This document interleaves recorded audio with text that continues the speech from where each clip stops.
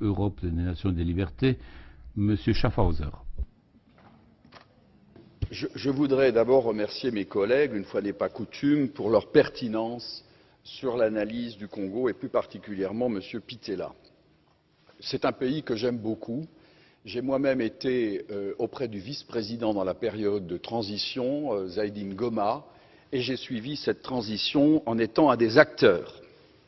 La difficulté du Congo RDC, c'est sa richesse.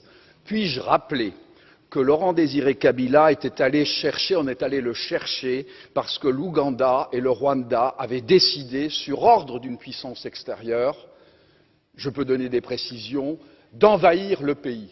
Puis-je rappeler que pendant que Laurent Désiré Kabila envahissait le pays, un certain nombre de sociétés signaient des contrats. C'étaient des sociétés américaines.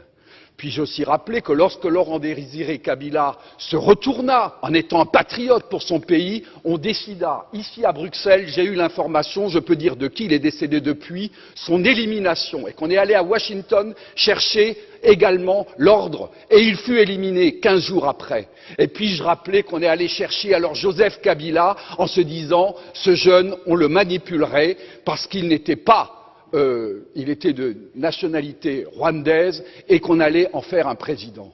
Tout ceci est de la manipulation. Ce qu'il faut pour la République démocratique du Congo, c'est une souveraineté retrouvée, une armée qui se batte effectivement, une MONUSCO qui est au service de la paix et qu'on arrête les prédateurs qui sont liés au crime organisé et avec des États hypocrites liés à des multinationales. Je vous remercie.